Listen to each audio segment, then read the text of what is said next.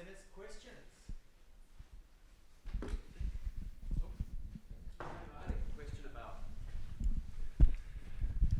Hey Damon, I had a question about the coral blocks, and you've got the observations of the parrotfish feeding naturally. And do you know if the coral blocks are like more attractive because they look kind of novel and fresh when they come in, versus they taste the same, and do they drop off over time? Do you know that relationship between the fish and the coral? Yeah, it's a good point. Like, you put something new out on the reef, and once heard someone describe it as like kid in a candy store. It's immediately attractive just because it's new.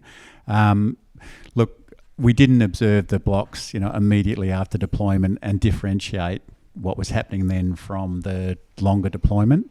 You would hope that any novelty factor disappeared fairly quickly. But acknowledging there's a whole range of issues with deploying experimental substrates, like a classic one with those blocks is, the biggest parrotfish, the Bulba metapon, one bite from that would probably rip the block off and it'd be gone. And, we lost, obviously, some blocks that we put out. Do you then attribute that lost block to feeding, or do you attribute it, just disregard it and not include it in the analysis, which is what we did. But, so there's a lot of improvements could be made with the experimental blocks.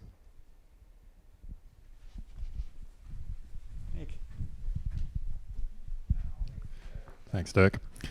I've got one for both of you, actually. Damo, first up. The missing erosion that you kind of had in your figures there towards the end, in terms of making the observations of the feeding rates of the fish, is the possibility of that missing erosion due to shifts in, I guess, feeding rates temporally through the day? So, for example, you might be missing higher feeding rates during the crepuscular periods, morning and evening, when you might be expecting some of those behaviours of the fish when they're just waking up before sleep are kind of going a bit nuts. Yeah, for sure. We recognised that, our observations of the fish went from about 8:30 in the morning through till about 4 o'clock. So, it certainly wasn't over the full day length. We potentially are missing small parts of the feeding peaks during the day. And also, longer term, we did 3 lots of observations, so over 3 years. We're not observing at different times of the year, for example. So, feeding rates could easily vary there. So there's definitely errors associated with those measurements. I think, what we did is probably as good as you could get given our current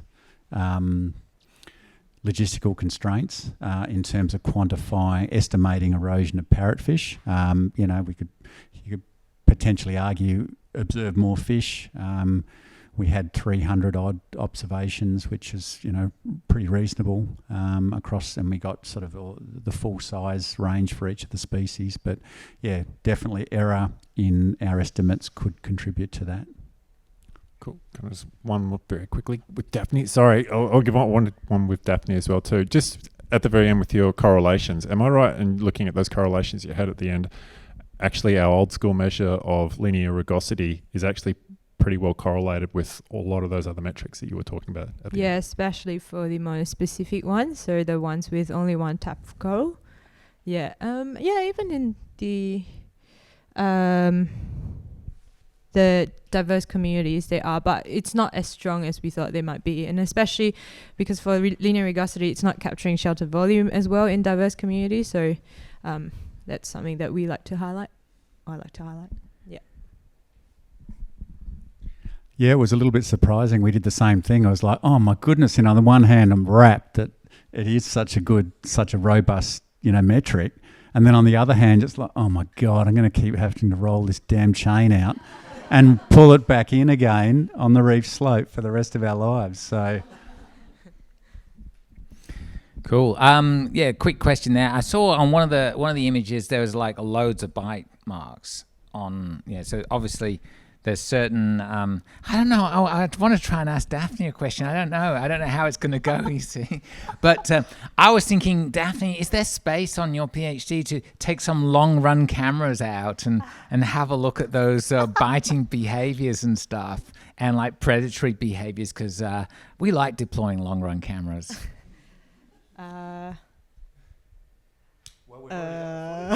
No. More footage. More is always better. Future projects after my PhD. After your PhD, you're all stitched up for the next. Okay. Now, I was just going to say, is it worth looking at those sort of biting Yeah, issues? it's a great question. And when we did the long run deployment for the bulbometapon, one of the thoughts was this would be ideal for addressing what Tom was talking about, looking at changes in feeding patterns for a range of species over the course of not just the day, but well into those, crepuscular periods.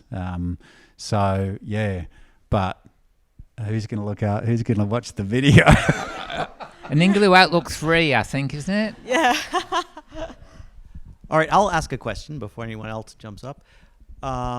For your coral blocks, you say you can't convolve out when a parrotfish or other grazer comes in and takes a chunk out with an internal dissolution or worm erosion. Have you thought of putting cages around them to prevent the parrots from coming in? So that way, at least you only have the internal dissolution and borers coming in. Yeah, that's definitely something that has been done. In this case, we're more interested in the total erosion estimate that we would get from the blocks, including parrotfish. But yeah, that method definitely has been used to exclude a group of eroders. Yeah.